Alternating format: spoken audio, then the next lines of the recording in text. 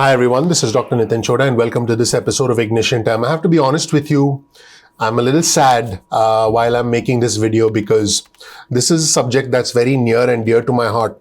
I'll tell you really quickly why this is a personal video for me, and then I'll jump right into the content, into the data, into some important segments that talk about the economic disparity in our country, and also important comments from Janet Yellen about help for the most vulnerable amongst us. You've heard me talk about this for a long time on my channel, and to be honest, this is the first time I'm hearing someone in a position of power or about to be in a position of power speak with a degree of empathy about individuals who are forgotten, individuals in travel, leisure, entertainment, and hospitality. But I'll share a quick personal story with you. It's going to last less than a minute.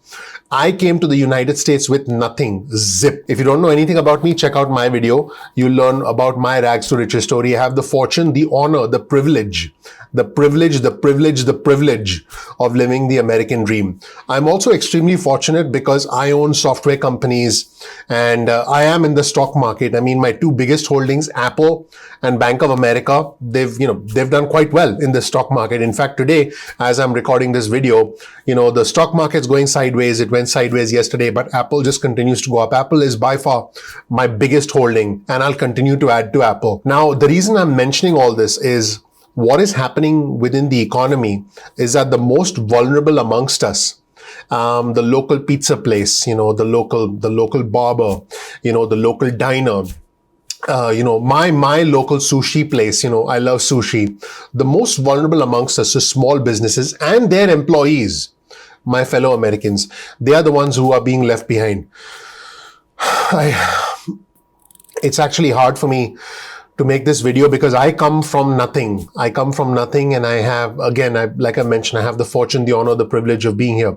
The reason I'm mentioning this is it's very clear that the most vulnerable amongst us are getting left behind while the stock market continues to go up, while the rich get richer, while certain companies like Amazon, Walmart, Target, Best Buy, Nike, Home Depot, they continue to make more and more money than ever before. The rich are getting richer and the poor are getting left behind. And I'm going to talk to you about why it's very important to save small businesses in America, and by extension, jobs, because small businesses employ approximately 60% of the workforce in America. Now, I'll give you a very simple analogy. I'm a 42-year-old man, and if I go a couple of days without food, I'm gonna be fine. I'm gonna, I'll probably live on water.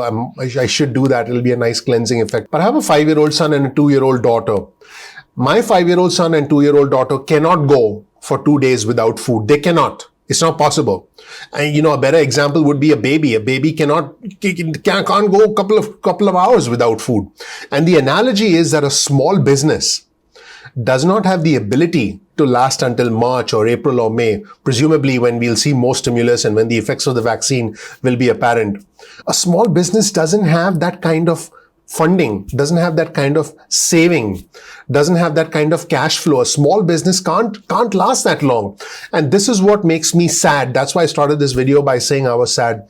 Small businesses, which are the engine of our economy, which are a symbol of American exceptionalism, they are the ones who are being left to die. And, if you don't believe me, I'll show you some data. Not only is this dangerous trend occurring amongst small businesses, but it's also occurring amongst the most vulnerable of our fellow Americans. I'll show you this chart on your screen from Matt Bruning, who's the founder of the People's Policy Project. Just an astonishing data set put together by Matt, and I want to give him full credit. I encourage you to follow him on Twitter. He's from the People's. He's the founder of the People's Policy Project, which is a crowd-funded think tank. Take a look at this image on your screen, which shows you the population composition of every market income percentile in 2019. Now, keep in mind, this is for the United States. Now, I'll walk you through this. It might look a little confusing. You see those numbers at the bottom from 0 to 100.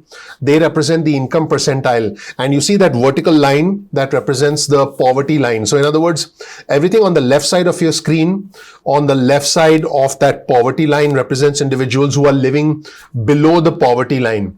Now, I want you to take a close look. There's a lot to analyze here, but I'm just going to highlight two things, which I think are going to help you understand why the rich are in a better position position and why the poor are the most vulnerable. Look at the individuals living below the poverty line and take a look at the elderly in the yellow section on the wrong side of the poverty line, on the left side of the poverty line. Look at the elderly and look at the disabled in green. You'll see that the yellow and green portions, the elderly and the disabled, the most vulnerable amongst us, are on the wrong side of the poverty line. What this means is the most vulnerable amongst us. By the way, this is just one example. I honestly am such a nerd. I could spend an hour on this chart. And I don't think that would interest my viewers and subscribers, okay? But the elderly and the disabled, this is just one example, are living below the poverty line and are the most vulnerable amongst us. Now, take a look at the section all the way to the right side. Let's take a look at the close to the 100 percentile. In other words, these are the richest amongst us. These are the ones with the most amount of money. And the thing that I think should really jump out at you is if you see that section in yellow, which shows you other non-workers. In fact, you know what? I think I'll make it even easier. Let me show you another chart. Let's show you the second chart also from Matt. And this is a much simpler chart which has non-workers and workers. Okay, so the non-workers are represented in red and the workers are represented in blue. So now let's take a look at the non-workers in red, and you see that portion on the right side where the non-workers actually increase close to the 100 percentile. So look at that. What that tells you is that the richest amongst us, okay, the richest amongst us are disproportionately non-workers. What does that mean? That means the ultra wealthy, they get their money from stocks, they get their money from dividends, they get their money from passive income, from businesses that they own, they get their money from royalties, they get their money from rent from real estate, they get their money just because they are who they are and people give them money. I've done other videos where I've talked about why money moves from point A to point B. I think all of us can agree that, you know, our troops who work hard for us should be paid more, let's just say, than, I don't know, a celebrity. I'm just going to quote a celebrity. You don't blame me. I'm just going to pick a name, Kim Kardashian. So when Kim Kardashian shows up at, you know, a bookstore or a nightclub, well, I'm sure she doesn't do that now, but she does Zoom meetings. Just to show up, Kim Kardashian probably gets $100, $200, $300,000. Do you think our troops who risk their lives for us get paid $100,000 to show up? Heck no. They stand in lines at the airport and they travel at the back in coach unless someone is kind enough to give up, you know, his or her seat in first in business for them. By the way, I've done that. My point is that the most vulnerable amongst us are left behind. And let's go back to the chart here. Let's go back to the chart here in red. The richest amongst us, the top 100%, in other words, the ones who make the most amount of money, they don't even work. They get a lot of their money through passive income. Now, let's shift gears and get back to small business in America. What I'm about to show you are some comments from Jim Cramer from CNBC. And I've actually had the opportunity to meet Jim in person. Great guy. And I can tell you that what Jim shared is, I believe, the collective frustration that a lot of individuals are feeling. The fact that the bigger companies are getting richer, but the smaller companies, and I mentioned this before, small businesses simply cannot survive without additional funding. And Jim Cramer says that in his opinion, Mitch McConnell, Senate Majority Leader Mitch McConnell, who's essentially trying to avoid a large stimulus, will have a change of heart and he will find himself, otherwise he'll find himself on the wrong side of history. Let's hear what Jim Cramer had to say on CNBC today, and I want you to be the judge. Let's watch. We've got to get to April, May, or else we have to start a whole new group of companies, and it takes a huge amount of capital. Carl, I mean, look, a business when it's stopped and wiped out is not a business that just flicks on a switch when the vaccine comes. You've got to keep these companies alive. They were able to do it. I think more people felt that the pandemic was going to end sooner. Now we're at the situation where there's just 40% of the non-Walmarts of the world that are going to go under. And that is not a great idea. So I think that Secretary Mnuchin wants to be very much on the right side of history, not playing politics, wants to get this done. Even the Senate sounds like they want to get this done. So the idea is that the small and medium-sized business must not lose the foot race to the virus. And I think that that's one of the things that I'm working on today. David? Good to hear. Well, that's going to be important, Jim, because the Senate bill that McConnell is teeing up for a floor vote has no state and local, no stimulus checks, obviously, no money for transit agencies. And as Janet Yellen said yesterday, the new administration at least believes they've got to work fast because you can't let the effects of long-term unemployment fester without seeing long-term social negative externalities. Take a listen to what she said. The pandemic and economic fallout that together have caused so much damage for so many and have had a disproportionate impact on the most vulnerable among us. lost lives, lost jobs, small businesses struggling to stay alive or closed for good. So many people struggling to put food on the table and pay bills and rent. It's an American tragedy, and it's essential that we move with urgency. Jim, we're getting some data this morning on business closures in November. It's not good. No. ADP was a miss. Credit card volumes from Visa and JP Morgan softer now. Yes. ISM Employment Index back in contraction. You know what we're talking about. Yeah, well, Senator McConnell and the group of Republican people who have been against this were thinking about a V economy. V could be off the table very, very quickly. I don't know. I mean, does Senator McConnell want to be on the wrong side of history? I mean, periodically you read about people in history books, and they were regarded as being bad guys. I'm not saying he's going to be Senator McCarthy. Roy Cohn trying to create a situation where we found out about the 57 communists in the State Department. It's not going that far. But David, I think that you really have to be careful if you're on the McConnell side, because you want to be on the side that stops small and medium-sized business, the backbone of the country. That's not where you want to be. And you know what? McConnell does not want to be a disgrace. He doesn't want to be someone who's against small, medium-sized business, the Republican part of the country. I think he's going to have a change of heart.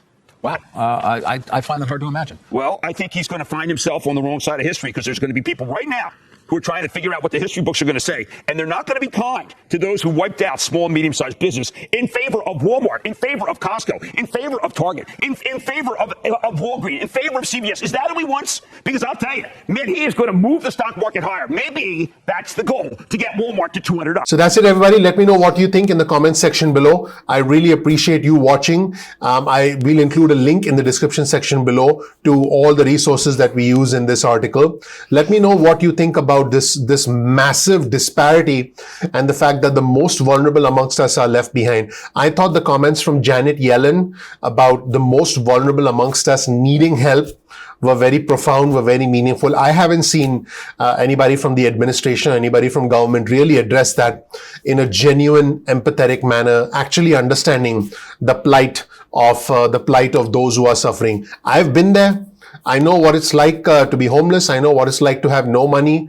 And, I'm hoping that common sense prevails and we finally get help to those who need it the most. Let me know what you think in the comment section below. That's it, everybody. Thank you so much for watching. My name is Dr. Nitin Chhoda with Ignition Time. I really appreciate you watching. If you don't know anything about me, please check out my video. You'll learn more about who I am, what my journey has been like, and why you should listen to me. We release videos at 2 p.m. East Coast time most days of the week. That's 2 p.m. Get your cell phone out, send a text message with the word ignition or with the word time to 70,000. That's 70000, and you'll get added to SMS alerts list. If you want, you can also get added to our email list. Simply go to ignitiontime.com/alerts. That's ignitiontime.com/alerts, and then you'll get added to our email list going forward. The Ignition Time channel is about the country, it's about the economy, and it's about your money. We cover topics that are important to your bottom line, that are again important to the country, important to the economy, and important to your money. Make sure you follow us on Instagram. Our Instagram handle is ignition_time. That's ignition_time. Also follow us on Twitter. Our Twitter handle, if you want to get breaking news and alerts from us, is also ignition_time. So make sure you follow us on Twitter. Now, sometimes YouTube does not always send out notifications on time. So all you have to do is simply bookmark youtube.com/ignition time. That's youtube.com/ignition time. And then you'll have bookmarked our channel, and you can visit the homepage of our channel and then essentially watch our videos at any point in time that you want. If you learn something new from this video, please consider sharing it with friends and family. You'll always find a link to all of our resources in the description section below. Please comment below, participate in our community. Our community is vibrant, it's growing, it's intelligent, it's bipartisan, it's respectful, and chances are you'll make some new friends in our community. Finally, if you learned something new from this video, please consider clicking the like button. Please gently ignite the subscribe button, ignite that notification button, because the name of our channel is Ignition Time. Thank you so much for watching. I'm looking forward to seeing you in the next episode of Ignition Time. Take care. Bye.